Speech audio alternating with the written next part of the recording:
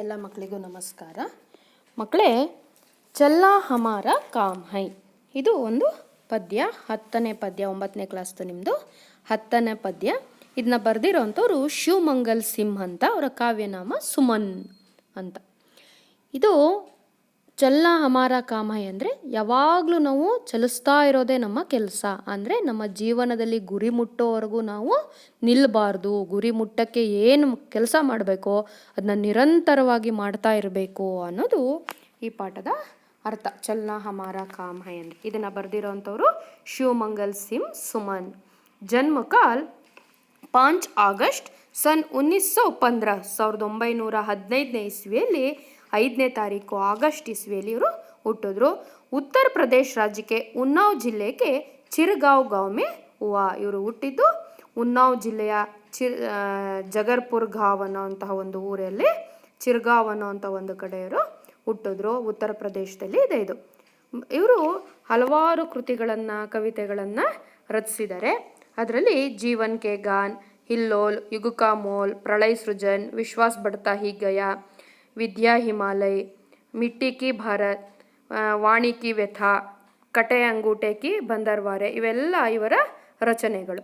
ಅದೇ ರೀತಿ ಮಹಾದೇವಿ ವರ್ಮ ಕೆ ಗದ್ಯ ಸಾಧನ ಮತ್ತು ಯುಗ ಕಾ ಮೋಲ್ ಇವೆಲ್ಲ ಕಾವ್ಯ ಸಂಗಳ ನಾಟಕಗಳನ್ನು ಕೂಡ ರಚಿಸಿದ್ದಾರೆ. ಅದರಲ್ಲಿ ಪ್ರಕೃತಿ ಪುರುಷ್ ಕಾಳಿದಾಸ್ ಅಂತ ಒಂದು ಪ್ರಮುಖವಾದಂತಹ ನಾಟಕವನ್ನು ಕೂಡ ರಚಿಸಿದ್ದಾರೆ. ಇವ್ರಿಗೆ ಹಲವಾರು ಪ್ರಶಸ್ತಿಗಳು ಬಂದಿದೆ. ಪದ್ಮಶ್ರೀ ಪ್ರಶಸ್ತಿ, ಪದ್ಮಭೂಷಣ, ದೇವ ಪುರಸ್ಕಾರ, ಸೇವಿಯತ್ ಭೂಮಿ ನೆಹರು ಪುರಸ್ಕಾರ, ಸಾಹಿತ್ಯ ಅಕಾಡೆಮಿ ಪುರಸ್ಕಾರ, ಮತ್ತು ಶಿಖರ್ ಸಮ್ಮಾನ, ಭಾರತಿ ಪುರಸ್ಕಾರ, ಭಗಲ್ಪುರ್ ವಿಶ್ವವಿದ್ಯಾಲಯದಿಂದ ಡಾಕ್ಟರೇಟ್ ಪದವಿ, ಈ ರೀತಿ ಹಲವಾರು ಪ್ರಶಸ್ತಿಗಳನ್ನು ಇವರು ಗಳಿಸಿದ್ದಾರೆ. ಈ ಪದ್ಯದ ಮುಖಾಂತರ ಕವಿ ಏನು ಹೇಳಬೇಕು ಅಂತ ಹೇಳಿದ್ದಾರೆ ಅಂದರೆ, ಕವಿ ಶಿವಮಂಗಲ್ ಸಿಂಹ ಚಲ್ನಾ ಹಮಾರಾ ಹೈ ಕವಿತಾ ಮೇ ಕಹತೆ ಹೈ ಕಿ ಉನ್ಕೆ ಸಾಮ್ನೆ ಹಮಾರೆ ಸಾಮ್ನೆ ಬಡಾ ರಾಸ್ತಾ ಹೈ. ನಮ್ಮ ಮುಂದೆ ಒಂದು ದೊಡ್ಡ ರಸ್ತೆ ಇದೆ, ಅಂದರೆ ಒಂದು ದೊಡ್ಡ ಗುರಿ ಇದೆ, ಅದನ್ನು ರಸ್ತೆಗೆ ಹೋಲಿಸಿದ್ದಾರೆ. ಅವ್ರ ಪೈರೋಮೆ ಗತಿ ಹೈ, ನಮ್ಮ ಕಾಲುಗಳಲ್ಲಿ ಇನ್ನೂ ಶಕ್ತಿ ಇದೆ. ನಮ್ಮ ಕಾಲಿನಲ್ಲಿ ಶಕ್ತಿ ಇರೋವರೆಗೂ ನಾವು ಅದನ್ನು ಸಂಚರಿಸ್ಕೊಂಡು ನಮ್ಮ ಗುರಿಯನ್ನು ತಲುಪಬೇಕು ಅನ್ನೋದು ಈ ಪಾಠದ ಉದ್ದೇಶ. ಗತಿ ಪ್ರಬಲ್ ಪೈರೋಮೆ ಭರಿ ಫಿರ್ ಕ್ಯೂ ರಹು ಧರ್ ಧರ್ ಖಡಾ. ಇದು ಮೊದಲನೇ ಪದ್ಯ ಸಾಲು. ಗತಿ ಅಂದರೆ ತುಂಬ ಶಕ್ತಿಯಾಗಿರೋವಂಥದ್ದು ಅಥವಾ ಗಟ್ಟಿಯಾಗಿರೋದು ಅಂತ. ಪ್ರಬಲ್ ಪೈರೋಮೆ, ನನ್ನ ಕಾಲುಗಳಲ್ಲಿ ಇನ್ನೂ ಗಟ್ಟಿಯಾದಂತಹ ಶಕ್ತಿ ನಮ್ಮ ಕಾಲುಗಳಲ್ಲಿ ತುಂಬಿದೆ. ಭರಿ ಅಂದರೆ ತುಂಬಿದೆ ಅಂತ. ಫಿರ್ ಕ್ಯೂ ರಹು ಧರ್ ಧರ್ ಖಡಾ, ಅದಕ್ಕೆ ನಾವು ಇನ್ನೂ ಯಾಕೆ ತುದಿಲೇ ನಿಂತಿರಬೇಕು. ಧರ್ ಧರ್ ಅಂದರೆ ದ್ವಾರ ಅಥವಾ ಬಾಗಿಲು, ಅಂದರೆ ನಾವು ಇನ್ನೂ ಗುರಿ ಬೇಕಾದಷ್ಟು ಮುಟ್ಟೋದಿದೆ, ನಾವು ಇನ್ನೂ ತುದಿಲೇ ನಿಂತಿದ್ವಿ, ತಲುಪುವಂಥ ಕೊನೆಲೇ ಇಟ್ಟಿದ್ದೀವಿ, ಇನ್ನೂ ತುದಿ ತಲುಪಬೇಕು, ನಮ್ಮ ಗುರಿ ಅನ್ನೋಂತಹ ತುದಿಯನ್ನು ತಲುಪಬೇಕು, ಇನ್ನೂ ನಾವು ಪ್ರಾರಂಭನೇ ಮಾಡಿಲ್ಲ, ನಮ್ಮ ಕಾಲುಗಳಲ್ಲಿ ಶಕ್ತಿ ಇದೆ, ಇನ್ನೂ ಯಾಕೆ ಇಲ್ಲೇ ನಿಂತಿರಬೇಕು. ಧರ್ ಧರ್ ಖಡ ಅಂದರೆ ಏನಕ್ಕೆ ಇಲ್ಲೇ ನಿಂತಿರಬೇಕು ಅಂತ ಹೇಳ್ತಾರೆ. ಹಮಾರೆ ಪೈರೋಮೆ ಪ್ರಬಲ್ ಗತಿ ಹೈ, ಪೈರೋಮೆ ಕೈಸಿ ಗತಿ ಭರಿ ಹೈ ಅಂತ 1 ಮಾರ್ಕ್ಸ್ ಕ್ವಶನ್ ಬರುತ್ತೆ. ಪೈರೋಮೆ ಗತಿ ಪ್ರಬಲ್ ಹೈ ಅಂದರೆ ಗಟ್ಟಿಯಾದಂಥ ಶಕ್ತಿಗಳು ತುಂಬಿದೆ ಅಂತ ಬರೀಬೇಕು. ಮೇರೆ ಪೈರೋಮೆ, ಭಗವಂತ ನಮಗೆ ಶಕ್ತಿಯಾದಂತಹ ಕಾಲುಗಳನ್ನು ಕೊಟ್ಟಿದ್ದಾನೆ, ಇದರಿಂದ ನಾವು ಜೀವನದಲ್ಲಿ ಮುನ್ನುಗ್ಗಬಹುದು. ಅಂದರೆ ರಸ್ತೆಯಲ್ಲಿ ಹೇಗೆ ನಡೆಯೋಕ್ಕೆ ಕಾಲುಗಳು ಗಟ್ಟಿಯಾಗಿರಬೇಕೋ ಹಾಗೆ ನಮ್ಮ ದೇಹದಲ್ಲಿ ಶಕ್ತಿ ಇದೆ, ಅದರಿಂದ ನಾವು ಇರುವಂತಹ ಬುದ್ಧಿ ಮತ್ತು ಶಕ್ತಿಯನ್ನು ಉಪಯೋಗಿಸ್ಕೊಂಡು ನಮ್ಮ ಜೀವನದಲ್ಲಿ ಯಶಸ್ಸನ್ನು ಸಾಧಿಸಬೇಕು ಅನ್ನೋದು ಈ ಸಾಲಿನ ಅರ್ಥ. ಗತಿ ಪ್ರಬಲ್ ಪೈರೋಮೆ ಭರಿ ಫಿರ್ ಕ್ಯೂ ರಹು ಧರ್ ಧರ್ ಕಡ, ನನ್ನ ಕಾಲುಗಳಲ್ಲಿ ಇಷ್ಟು ಶಕ್ತಿ ಇದೆ, ಅದರಿಂದ ನಾವು ಅದನ್ನು ಉಪಯೋಗಿಸ್ಕೊಂಡು ನಾವು ಇನ್ನೂ ದ್ವಾರದಲ್ಲೇ ನಿಂತಿರೋ ಬದಲು ನಾವು ಮುನ್ನುಗ್ಗಬೇಕು ಅನ್ನೋದು. ಇದು ಕಂಠಪಾಠಕ್ಕೂ ಕೂಡ ಇದೆ ಮಕ್ಕಳೇ, ಮೊದಲನೇ ಪ್ಯಾರ. ಅದರಿಂದ 7 ಲೈನ್ ಇದೆ, ಅದನ್ನು ಗಟ್ ಮಾಡಬೇಕು. ಜಬ್ ಆಜ್ ಮೇರೆ ಸಾಮ್ನೆ ಹೈ ರಾಸ್ತಾ ಹಿತ್ನಾ ಪಡ, ನಮ್ಮ ಮುಂದೆ ತುಂಬ ಒಂದು ದೊಡ್ಡದಾದಂತಹ ಸಾಮ್ನೆ ಅಂದರೆ ನಮ್ಮ ಮುಂದೆ, ಆಜ್ ಅಂದರೆ ಇವತ್ತು ಒಂದು ದೊಡ್ಡ ರಸ್ತೆ ಬಿದ್ದಿದೆ, ಅಂದರೆ ಸಂಚರಿಸಬೇಕಾಗಿರೋವಂಥ ಒಂದು ದೊಡ್ಡ ರಸ್ತೆ ಇದೆ. ಜಬ್ ತಕ್ ನಾ ಮಂಜಿಲ್ ಪಾಸಕು, ಮಂಜಿಲ್ ಅಂದರೆ ಗುರಿ ಅಂತ, ಎಲ್ಲಿವರೆಗೂ ನಾವು ಗುರಿಯನ್ನು ಪಡೆಯೋದಿಲ್ವೋ, ಮಂಜಿಲ್ ಅಂದರೆ ಗುರಿ, ನಾ ಮಂಜಿಲ್ ಅಂದರೆ ನಮ್ಮ ಗುರಿಯನ್ನು ಪಡೆಯೋದು ಅಥವಾ ಪಡ್ಕೊಳ್ಳೋದೇವರೆಗೂ ನಾವು ನಿಲ್ಬಾರ್ದು. ಚಲ್ನಾ ಹಮಾರ ಕಾಮ್ ಹೈ ಅಂತ. ತಬ್ ತಕ್ ಮುಜೆ ನಾ ವಿರಾಮ್ ಹೈ, ಅಲ್ಲಿವರೆಗೂ ನನಗೆ ವಿಶ್ರಾಂತಿನೇ ಬೇಡ. ವಿರಾಮ್ ಅಂದರೆ ವಿಶ್ರಾಂತಿ. ಮುಜೆ ವಿರಾಮ್ ನಹಿ ಚಾಹಿಯೇ ಚಲ್ನಾ ಹಮಾರ ಕಾಮ್ ಹೈ. ಹಮಾರಾ ಕಾಮ್ ಕ್ಯಾ ಹೈ ಅಂತ 1 ಮಾರ್ಕ್ಸ್ ಕ್ವಶನ್ ಬರುತ್ತೆ, ಅದರಲ್ಲಿ ಚಲ್ನಾ ಹಮಾರಾ ಕಾಮ್ ಹೈ ಅಂತ ಬರಿಬೇಕು. ಕವಿ ಕೆ ಅನುಸಾರ ಕಬ್ ತಕ್ ವಿರಾಮ್ ನಹಿ ಹೈ. ಕವಿ ಪ್ರಕಾರ ನಾವು ಎಲ್ಲಿವರೆಗೂ ವಿರಾಮ ಪಡ್ಕೋಬಾರ್ದು, ಜಬ್ ತಕ್ ಹಮಾರೆ ಮಂಜಿಲ್ ನಹಿ ಪಾ ಸಕ್ತೆ ತಬ್ ತಕ್ ಹಮ್ ವಿರಾಮ್ ನಹಿ ಕರ್ನಾ ಚಾಹಿಯೆ. ಎಲ್ಲಿವರೆಗೂ ನಮ್ಮ ಗುರಿ ಮುಟ್ಟಲ್ವೋ ಅಲ್ಲಿವರೆಗೂ ನಾವು ವಿಶ್ರಾಂತಿ ಇಲ್ದೇನೆ ದುಡಿಬೇಕು ಅನ್ನೋದು ಈ ಸಾಲಿನ ಅರ್ಥ ಆಗಿದೆ ಅಲ್ವಾ. ಜಬ್ ಗತಿ ಪ್ರಬಲ್ ಪೈರೋ ಮೇ ಭರಿ ಫಿರ್ ಕ್ಯೂ ರಹೂ ಧರ್ ಧರ್ ಕಡಾ, ಹಮಾರೆ ಪೈರೋ ಮೇ ಭಗವಾನ್ ಬಹುತ್ ಸಾರೆ ಶಕ್ತಿ ದಿಯಾ ಹೈ ಇಸ್ಲಿಯೇ ಹಮ್ ಹಾಗೆ ಬಡ್ನಾ ಚಾಹಿಯೆ. ನಾವು ಮುಂದೆ ಹೋಗೋಕ್ಕೆ ಗಟ್ಟಿಯಾದಂತಹ ಕಾಲುಗಳನ್ನು ಕೊಟ್ಟಿದ್ದಾನೆ, ಅದರಿಂದ ನಾವು ಮುನ್ನುಗ್ಗಬೇಕು. ಜಬ್ ಆಜ್ ಮೇರೆ ಸಾಮ್ನೆ ಹೈ ರಾಸ್ತಾ ಇತ್ನಾ ಪಡ. ನಮ್ಮ ಮುಂದೆ ಬೇಕಾದಷ್ಟು ಗುರಿ ಇದೆ, ಅಂದರೆ ಎಷ್ಟೊಂದು ಬರೋ ಗುರಿಗಳಿಗೆ ಇಟ್ಕೊಂಡು ನಾವು ಸುಮ್ಮನೆ ನಿಂತ್ಕೋಬಾರ್ದು. ಜಬ್ ತಕ್ ನಾ ಮಂಜಿಲ್ ಪಾಸಕು, ಎಲ್ಲಿವರೆಗೂ ನಾವು ಗುರಿ ಪಡೆಯವಲ್ವೋ ಅಲ್ಲಿವರೆಗೂ ನಾವು ಜಬ್ ತಕ್ ಮುಜೆ ನಾ ವಿರಾಮ್ ಹೈ, ಅಲ್ಲಿವರೆಗೂ ನನಗೆ ವಿಶ್ರಾಂತಿ ಅನ್ನೋದೇ ಬೇಡ. ಚಲ್ನಾ ಹಮಾರ ಕಾಮ್ ಹೈ, ಚಲಿಸೋದು ನಮ್ಮ ಕೆಲಸ ಅಂತ ಕವಿ ಹೇಳ್ತಾರೆ. ಅರ್ಥ ಆಗಿದೆ ಅಲ್ವಾ ಪ್ಯಾರಾಗ್ರಾಫು. ಗತಿ ಪ್ರಬಲ್ ಪೈರೋ ಮೇ ಭರಿ ಫಿರ್ ಕ್ಯೂ ರಹೂ ಧರ್ ಧರ್ ಕಡ, ಜಬ್ ಆಜ್ ಮೇರೆ ಸಾಮ್ನೆ ಹೈ ರಾಸ್ತಾ ಇತ್ನಾ ಪಡ, ಜಬ್ ತಕ್ ನಾ ಮಂಜಿಲ್ ಪಾ ಸಕೋ ತಬ್ ತಕ್ ಮುಜೆ ವಿರಾಮ್ ನಹಿ ಚಾಹಿಯೆ, ಚಲ್ನಾ ಹಮಾರ ಕಾಮ್ ಹೈ. ಈ ಪ್ಯಾರವನ್ನು ಗಟ್ ಮಾಡಿ ಪ್ರತಿಯೊಬ್ಬರು 5-5 ಸಲ ಬರೆದು ನನಗೆ ವಾಟ್ಸಪ್ಪಲ್ಲಿ ಕಳಿಸ್ಬೇಕು. ಅರ್ಥ ಆಗಿದೆ ಅಲ್ವಾ. ಕವಿ ಆಗೆ ಕಹತಾ ಹೈ ಕಿ ಮೈ ಪೂರ್ಣತಾ ಕಿ ಕೋಜ್ ಮೇ ಧರ್ ಧರ್ ಬಡ್ಕತಾ ಹಿ ರಹಾ. ಪೂರ್ಣತಾ ಕಿ ಕೋಜ್ ಅಂದರೆ ಹುಡ್ಕೋದು ಅಂತ. ಪೂರ್ಣತಾ ಅಂದರೆ ಒಂದು ಸಂಪೂರ್ಣವಾದಂತಹ ಒಂದು ಲಕ್ಷ್ಯ ಅಥವಾ ಗುರಿ ಅಂತ. ನಮ್ಮ ಸಂಪೂರ್ಣವಾದಂತಹ ಲಕ್ಷ್ಯ ಅಥವಾ ಗುರಿ ಏನು ಅಂತ ನಾನು ಹುಡುಕ್ತಾನೆ ಇದ್ದೀನಿ. ಕೋಜ್ ಅಂದರೆ ಹುಡುಕೋ ಅಂಥದ್ದು, ಢೂಂಢ ಅಂತ ಅರ್ಥ. ಅದರಿಂದ ಧರ್ ಧರ್ ಭಟಕ್ತಾ ಹಿ ರಹ, ಅದರಿಂದ ನಾನು ಪದೇ ಪದೇ ನಾನು ಅದ್ರ ಬಗ್ಗೆನೇ ಯೋಚನೆ ಮಾಡಿಕೊಂಡು ಇದು ಮಾಡ್ತಾ ಇದ್ದೀನಿ. ಭಟಕ್ತಾ ಹಿ ರಹಾವು ಅಂದರೆ ಅದನ್ನೇ ನಾನು ನೆನಪಿಸ್ಕೋತಾ ಇದ್ದೀನಿ ಪದೇ. ಅದರಿಂದ ಪ್ರತ್ಯೇಕ ಪಗ್ ಪರ್ ಕುಚ್ ನಾ ಕುಚ್, ಪ್ರತಿಯೊಂದು ರಸ್ತೆಯಲ್ಲೂ ಪಗ್ ಅಂದರೆ ರಸ್ತೆ ಅಂತ, ಅಥವಾ ನಮ್ಮ ಹೆಜ್ಜೆ ಅಂತ. ಪಗ್ ಅಂದರೆ ಹೆಜ್ಜೆ ಅಂತ ಅರ್ಥ.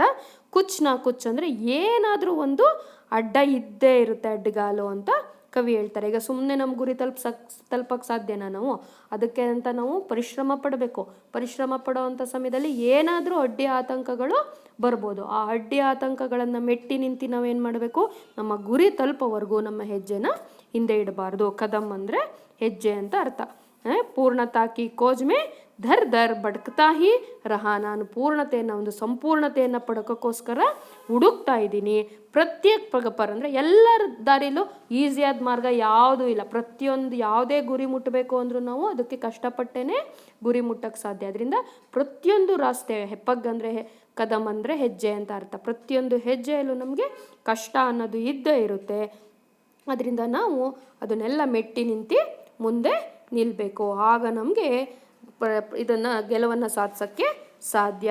ರೋಡ ಅಟಕಾತಾ ಹಿ ರಹ ಅಂದರೆ ರೋಡ ಅಂದರೆ ಕಲ್ಲು ಅಂತ ಅರ್ಥ. ಆ ಕಲ್ಲುಗಳು ಸಿಕ್ಕಾಕೋತಾನೆ ಇರುತ್ತೆ. ಅಟಕ ಅಂದರೆ ಸಿಕ್ಕಾಕೊಳ್ಳೋದು, ನಮಗೆ ಅಡ್ಡಿಪಡಿಸೋದು ಅಂತ ಅರ್ಥ. ನಿರಾಶಾ ಕ್ಯೂ ಮುಜೆ, ಅದಕ್ಕೆ ನಿರಾಶೆ ಯಾಕೆ ಪಡಬೇಕು? ರಸ್ತೆಯಲ್ಲಿ ಕಲ್ಲಿದೆ, ಅದು ನಮಗೆ ಸಿಕ್ಕಾಕೊತ್ತೆ ಕಾಲ್ಗೆ ನಡೆದ್ರೆ ಅಂತ ರಸ್ತೆಲಿ ಹೋಗೋದೇ ಬಿಟ್ಬಿಡ್ತೀವ ನಾವು? ಅದನ್ನ ಪಕ್ಕಕ್ಕೆ ಇಟ್ಬಿಟ್ಟು ಹೋಗ್ತೀವಿ, ಅಥವಾ ಅದು ರಸ್ತೆಯಿಂದ ಅಲ್ಲಿ ಕಲ್ಲು ಜಾಗ ಬಿಟ್ಬಿಟ್ಟು ಪಕ್ಕದ ಜಾಗದಲ್ಲಿ ನಡ್ಕೊಂಡು ಹೋಗ್ತೀವಿ. ಅದರಿಂದ ಜೀವನ ಕೂಡ ಹಾಗೆ, ನಾವು ಕಷ್ಟ ಇದೆ ಅಂದ್ಬಿಟ್ಟು ನಾವು ಗುರಿ ತಲುಪೋದನ್ನ ನಿಲ್ಲಿಸಬಾರ್ದು. ನಮ್ಮ ಗುರಿ ತಲುಪೋವರೆಗೂ ನಮ್ಮ ಹೆಜ್ಜೆ ಹಿಂದಿರಬಾರ್ದು. ಜೀವನ್ ಇಸಿ ಕಾ ನಾಮ, ಇದನ್ನೇ ಜೀವನ ಅನ್ನೋದು.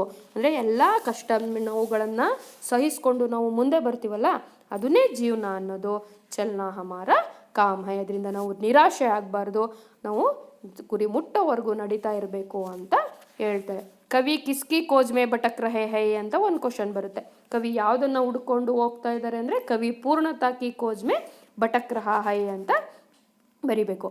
ಕವಿ ಪ್ರತ್ಯೇಕ ಪಗ್ ಪರ್ ಕ್ಯಾ ಅಟಕ್ತಾ ರಹಾ ಹೈ, ಪ್ರತಿಯೊಂದು ರಸ್ತೆಯಲ್ಲಿ ನಮಗೆ ಏನು ಸಿಕ್ಕಾಕೊಳ್ಳುತ್ತೆ ಅಂದರೆ ಕುಚ್ ನಾ ಕುಚ್ ರೋಡ ಅಟಕ್ತಾ ರಹಾ ಹೈ, ಏನಾದರೂ ಒಂದು ಕಲ್ಲು ಸಿಗ್ತಾನೆ ಇರುತ್ತೆ. ಅಂದರೆ ಕಲ್ಲು ಅಂದರೆ ತೊಂದರೆಗಳನ್ನ ಕಲ್ಲುಗೋಲಿಸಿದ್ದಾರೆ, ನಮ್ಮ ಗುರಿಯನ್ನು ರಸ್ತೆಗೋಲಿಸಿದ್ದಾರೆ. ನಾವು ಜೀವನ ಅನ್ನೋವಂತಹ ಗುರಿಯನ್ನು ತಲುಪಬೇಕು ಅಂದರೆ ಆ ರಸ್ತೆಯಲ್ಲಿ ಚೆನ್ನಾಗಿ ನಡಿಬೇಕು. ರಸ್ತೆಯಲ್ಲಿ ನಾವು ಯಾವುದೋ ಒಂದು ಊರು ಮುಟ್ಟಬೇಕು ಅಂದರೆ ಕಲ್ಲು ಮುಳ್ಳಿರೋ ಅಂಥ ದಾರಿ ಅಂದ್ಬಿಟ್ಟು ಊರಿಗೆ ಹೋಗೋದು ಬಿಟ್ಬಿಡಲ್ಲ, ಹೆಂಗೋ ಅದರಲ್ಲಿ ಹೋಗ್ತೀವಿ. ಅದೇ ರೀತಿ ಈ ತೊಂದರೆಗಳು, ಕಷ್ಟಗಳು ಅನ್ನೋದನ್ನೆಲ್ಲ ಸಹಿಸ್ಕೊಂಡು ನಮ್ಮ ಗುರಿಯನ್ನು ಮುಟ್ಟಬೇಕು ಅಂತ ಹೇಳ್ತಾರೆ. ಮುಜೆ ನಿರಾಶಾ ನಹಿ ಹೋನಾ ಚಾಹಿಯೆ, ನಾವು ನಿರಾಶರಾಗಬಾರ್ದು. ಅದನ್ನೆಲ್ಲ ಮೆಟ್ಟು ನಿಂತು ನಮ್ಮ ಗುರಿಯನ್ನು ತಲುಪಬೇಕು ಅಂತ ಕವಿ ಹೇಳ್ತಾರೆ.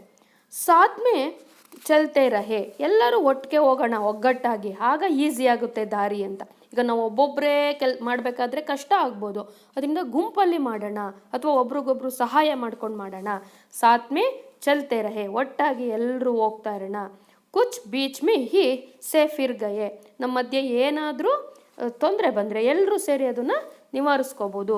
ಕುಚ್ ಬೀಚ್ ಹಿ ಸೇ ಫಿರ್ ಗಯೆ ಅಂದರೆ ನಮ್ಮಲ್ಲಿ ಒಳಗಡೆ ಏನಾದರೂ ಸ್ವಲ್ಪ ಅದರಿಂದ ಧೈರ್ಯ ಬರುತ್ತೆ.